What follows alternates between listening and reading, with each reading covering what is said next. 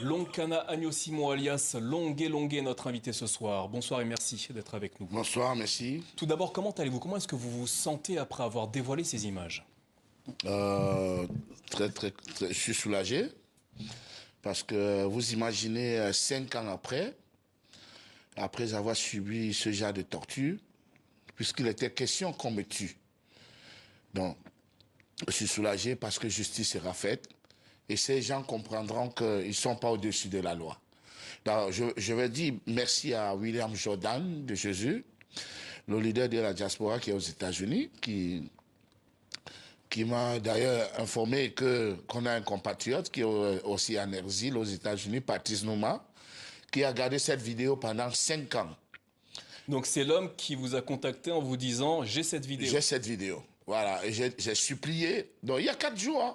C'est une histoire de 4 jours. Alors qu'on m'a torturé en 2009. Voilà, j'ai dit, s'il te plaît, donne-moi cette vidéo. Alors, j'avais annoncé que je devais la publier mercredi. Et il y a des gens qui m'ont dit, essaye de publier. Si tu n'aimes pas ta famille et tes enfants, essaye de la publier. J'ai dit, Alors, OK. il vous a dit pourquoi est-ce qu'il vous a contacté pour vous dire qu'il avait cette vidéo?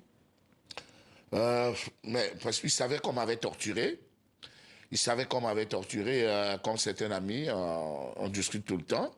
Et pour lui, savoir qu'il y a cette vidéo devait tout changer, pas seulement pour moi, devait libérer tout le Cameroun, libérer tous ceux qui sont victimes d'injustice au Cameroun. Voilà, et je crois que c'est ce qui se passe actuellement. Alors, vous n'avez pas de doute quant à l'identité des hommes qui vous ont fait subir ces sévices. Qui est l'auteur de la vidéo que vous avez publiée ce mercredi et qui sont les hommes qui vous ont torturé? Alors, c'est celui qui me filmait, c'est Ben Tabala. C'est Ben Tabala qui me filmait pendant qu'il y avait plus de 10 militaires musclés qui me tapaient avec toutes leurs forces. D'ailleurs, la vidéo... Qui est ce monsieur précisément? Pour nos téléspectateurs, Pardon? qui est ce monsieur? Monsieur Tabala, il était le commandant de la sécurité militaire. Maintenant, il est colonel. C'est lieutenant, il est colonel à Kribi. Mais sur les ordres du grand patron, Émile Mbankwi, qui est le patron de toute la CEMIL au Cameroun. Voilà, parce que c'est Mbankwi que j'ai eu au téléphone, qui dit que j'ai demandé qu'on te libère. Et c'est Mbankwi qui avait mon passeport. Il faut le dire, parce que ils ont arraché mon passeport avec un visa du Canada. Je n'ai plus jamais eu ce passeport. Quand vous dites Bankui, vous parlez de Émile Bankui, c'est bien ça? Émile Mbankwi Julien. Voilà, c'est son nom. Émile Mbankwi, qui est le patron de toute la sécurité militaire au Cameroun. Mais Tabala, lui, il était le commandant de la sécurité militaire à Douala. Il était le COMSEMIL de Douala. Longué Longué, savez-vous pourquoi est-ce qu'ils s'en sont pris à vous? Parce que ce ne sont pas des démocrates, ce sont des dictateurs.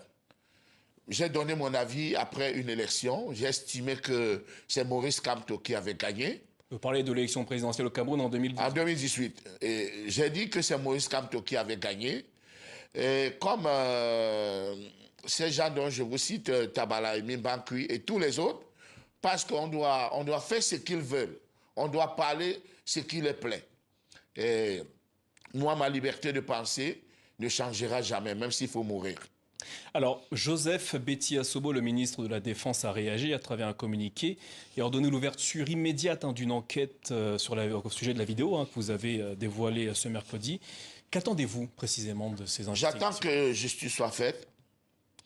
C'est vrai que chaque fois qu'on ouvre toujours les enquêtes au Cameroun, ça n'aboutit à rien. Mais cette fois-ci, la chance, c'est que je suis en Europe. Imaginez beaucoup de Camerounais qu'on a torturés, mais qui ne peuvent pas avoir un visa pour arriver en France, porter plainte ou en Allemagne.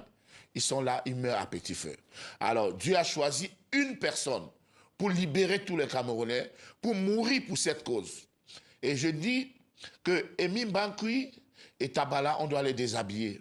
Parce que un fonctionnaire est là pour servir le peuple et non se servir. Alors, il y aura une enquête, donc, mais est-ce que vous avez des preuves vis-à-vis des hommes que vous accusez de vous avoir fait subir? Mais la vidéo est là. La vidéo est là. Vous êtes sûr qu'il s'agissait des membres de la sécurité militaire? Vous avez aucun doute là-dessus? Sur aucun doute. Aucun doute. On doit les interpeller. On doit interpeller Ben Tabala, on doit interpeller Mbankwi. Et maintenant, il y a des petits militaires, les lieutenants, les chefs, tout que je connais. Si je les vois, je vais dire, toi, tu étais là. Et ils vont bref, ils vont se dénoncer. Ça, c'est sûr. Alors à l'époque, vous aviez dénoncé les actes de torture que vous aviez subis.